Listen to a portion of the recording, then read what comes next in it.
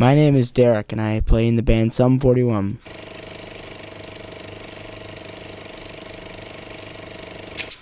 I was actually wondering, you look totally tired. You guys are probably on a killer tour schedule. Yeah, well, I mean, we play pretty much every day. We'll take one day off a week or something like that, but yeah, I don't know, we play a lot. I just woke up. Yeah, I was wondering, you guys are still touring extensively, but yet you sold already like 4 million copies of records. I mean, a lot of bands are really not into that because, I mean, it's totally tiring, and I mean, you get to stay up late all the time, and you have to play for fans all the time, sound checks, boring interviews. I mean, yeah, it's what you make it though. I mean, it could be the worst thing you could have to do, or it could be the funnest thing. It's just all depends on how you make the tour. How is it so far? It's been really fun. Some of the shows have been our biggest shows we've ever done. Like it's kind of a cool tour because we're going back and forth from, like, some places we'll do really big arenas, and then the next day we'll do like a small club, which is it's good diversity on the tour. Now, what is a small club for Sum 41 these days? I guess like 700 to 800. I mean, under 1,000, I guess. Well, I mean, it's not really small. I mean, it's still big, and it's from one day being in like 7,000, the next day being in 600 is like a big change.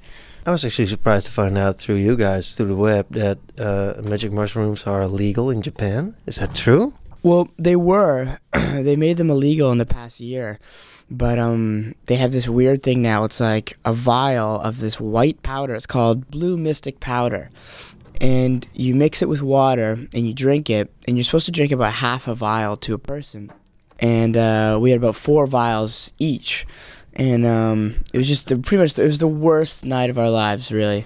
There's nothing fun about it whatsoever. Like, what happened? It didn't think it was working at first, so we just kept taking more and more and more, and then finally all 4 of them kicked in, and the only way I can describe it is that I saw Satan. It was just like it was the weirdest. Finally. Yeah, but it wasn't a fun experience. It was in a bad way. What did he look like? Well, he was getting back at us for all the Satan jokes we've made, I think. And he put us through hell that night. You guys got a new record out. I think it's a really cool record, actually. Thanks. I like it very much. Thanks a lot. How long did it take you guys to record the second album?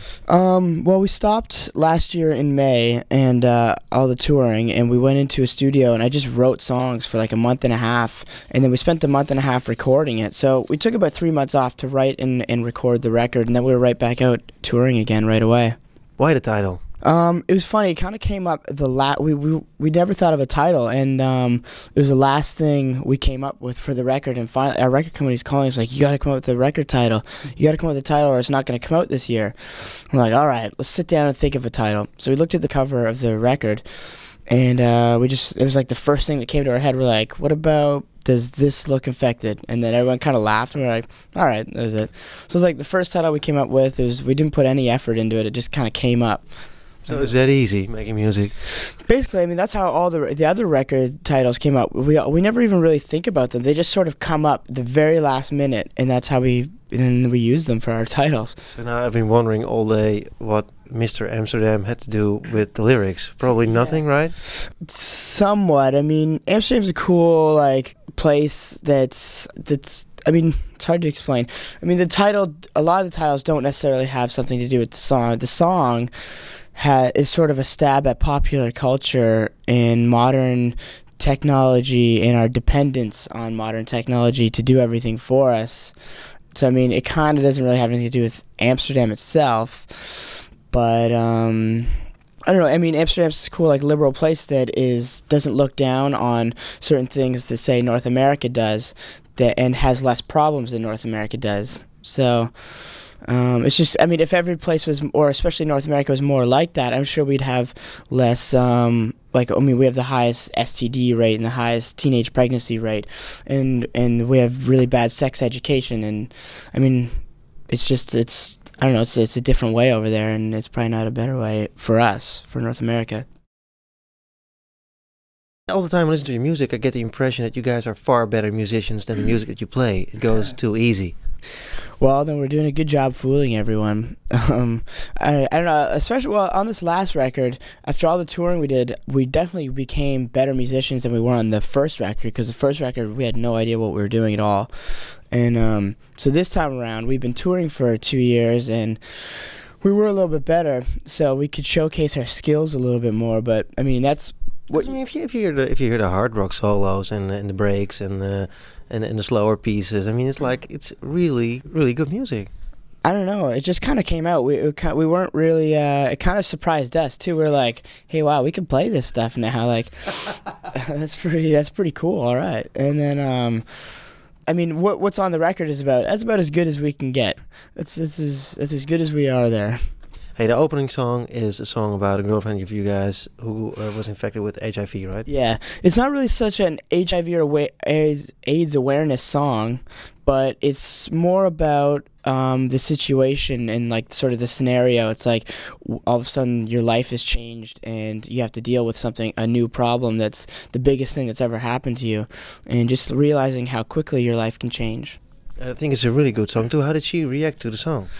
She's a great friend, and it's kind of funny because she was always like, well, you gotta write a song for me, like all the time, like for years. She's like, when are you gonna write a song about me? And then so I finally did, and she was really happy about it. Cool. Hey, another thing I found on the web was that one of you guys did a wedgie on Avril Lavigne.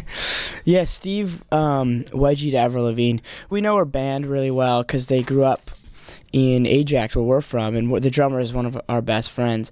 And she was at a bar that we were at, and we were just really drunk. And you were thrown out? Yeah, I got thrown out. I think my pants, my pants came undone. She came up behind and tried to pull my pants down. And then, so Steve came up behind her and grabbed her underwear and pulled it over her head. Do you guys still harass a lot of people, actually, or do you get tired of it? Harassing people? Yeah. No, I don't think that gets old. I mean, when it's called for, if someone deserves it, then, I mean, we're there to dish it out for sure. But, I mean, yeah, I don't know. We don't really do it to each other that much. That gets boring, and then you just get in fights anyway. So. Aren't you guys surprised of all the things that you can get away with when you're famous? I mean, wrecking hotel rooms, whatever. Well, I mean, you can get away with it only because you pay for it all yourself. So you do pay for it. I mean, usually it comes somewhere. Someone pays for it. I mean, it doesn't come out of my wallet. Somehow it gets billed back to us, I'm sure. So let me get this straight. I mean, we're here in a hotel room. We would wreck the place. The cops wouldn't show up, but afterwards you're somewhere behind your back. Sometimes the cops show up. I mean, one time we were in Canada on tour, and it wasn't even like a trashing thing. I got into a fight with this girl that I was sort of seeing. Like, it was a girl back home, and I was really drunk, and we've been fighting forever, and it just kept getting worse and worse and worse. So finally, I was in this fight with her, and I just threw my phone down. I threw it at a window and broke it, and then I smashed a lamp or something like that, and I sliced my hand. I have this big scar down my hand right here. I don't know if you can see it. And it started from right here, all up my hand, cut my whole hand open, and blood was everywhere, and I broke all the stuff in the hotel room, and then all the cops came. They had sent like 12 cops. They thought it was like a riot or something at the hotel. And it was in the middle of the winter, and then they all kicked us out about 5 in the morning. We were with a couple bands, too. They kicked every band out. They had to wake everyone up, and we had to pay for that, and then I got in a lot of trouble. I had to go to the hospital. I got 12 stitches across my hand, and we're in the middle of the tour, and I couldn't play guitar anymore. So for the rest of the 3 weeks, I had to just sing, and I couldn't play guitar anymore. So what did you do? Hire an extra guitar player? Or? No, I just sang. No one played. Dave played guitar, and I sang. So everybody must have hated your guts. Yeah, all the other bands were pretty mad at me for that night, waking everyone up at 5 in the morning. Who were they? The Rolling Stones? Yeah, no. Yeah, this is a tour that we brought the Rolling Stones on. No, it was this tour through Canada. This band called Treble Charger, who's actually our manager. The singer for that band is our manager.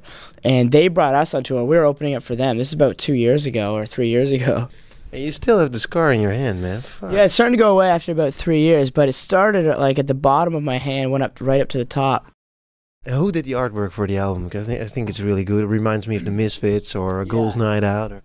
It's this guy we've used before. He's a friend of ours named Jonathan Mannion, and we were in London, and we had these people that do like movie makeup. Like, they did really big Hollywood movies to make us look really dead. We spent like 2 hours in makeup trying to make us look like we were zombies, and we just covered ourselves in blood and like animal parts. It was pretty gross. But we spent the whole day doing it, and we just took a bunch of pictures at this old abandoned hotel in the middle of London. And it's kind of scary. We were there till really late at night, and there was no electricity or anything. It just smelled like rotting meat. Yeah, it was disgusting. And we were in there all day and just taking pictures in this old abandoned hotel that was like falling apart. Hey, and then were you surprised about the result? I mean, yeah, I mean, it looked pretty cool. I mean, we did a couple other photo shoots too. We went down to we did photos in a graveyard at like 3 in the morning, which was kind of scary too. I don't know. All the pictures turned out great. There's a lot of talking going on about music copying and MP3ing on the web. What do you think of it? I do think it's bad. I think in the long run, it's hurting more than it is helping a lot of people. I mean, the music business is like a multi-million-dollar business that's decreasing. So I mean, it's a lot of things are going to get closed. Like a lot of retail stores are going to get closed down and go out of business, and record companies aren't making a lot of money, and bands are making less money. So I mean, it's hurting the economy as a whole. But then I mean, you can get to spend your money on other stuff. But so many people are losing their jobs because of it. They're not making any money at all. A lot of bands who pay for everything themselves, and then when they just people download it, and they lose all their money, and then they have to break up. How is it? I mean, you guys are pretty famous now. I mean, you sold 4 million records, and not a lot of people do that. I mean, I can imagine you get into this world where you meet like famous people and get invited to all the cool parties. I have actually a funny story about this that happened to me last week. We're in San Diego doing one of these big MTV party things, and those things are always crazy, and they always have a lot of celebrities. We showed up there, and we were on tour here, and we had to fly over there for 16 hours, do this. We had to play for an hour, and then we were supposed to leave 20 minutes after we were done. And we were supposed to leave 20 minutes after, so we had to go back to our hotel, grab our bags. So we walk into the hotel, and I'm looking at someone. I'm like, who is it? I recognize this guy. This guy's looking at me. I walk past him, and he's like, oh, hey, you're in Sum 41. I love your band. I'm like, yeah. And he's like, my name's Chris. I'm in Sync. I'm like, oh, that's where I recognize you from. And I wasn't going to be a dick. I'm like, all right, well, thanks a lot. Like, that's cool. You like our band. He's like, oh, well, are you staying? There's huge parties tonight. I'm like, I'm already bummed out that we have to leave. I'm like, no, we got to leave. And he's like, dude, this is going to be the craziest parties tonight. I'm like, well, he's like, I was looking forward to drinking with you guys. I'm like, well, let's go do a shot right now at the bar. It's like 2 in the afternoon or something like that. He's like, okay. We got some friends here. So we walk up, and there's this girl, Tara Reid. She's in American Pie. Do you know her? She's really hot, young actress. And then she's got some other hot, young actress friend there. So we're sitting there doing shots. I'm like, can't believe I got to leave in 10 minutes. And they're all like, oh, you got to come party with us. There's a huge party tonight. I'm like, yeah, I'm sure there is, but I can't go. And then as we're sitting there doing shots, more celebrities start showing up. There's like Kylie Bax, who's like this supermodel, shows up, and we've met her before, and she's like, oh, you got to come to the party tonight.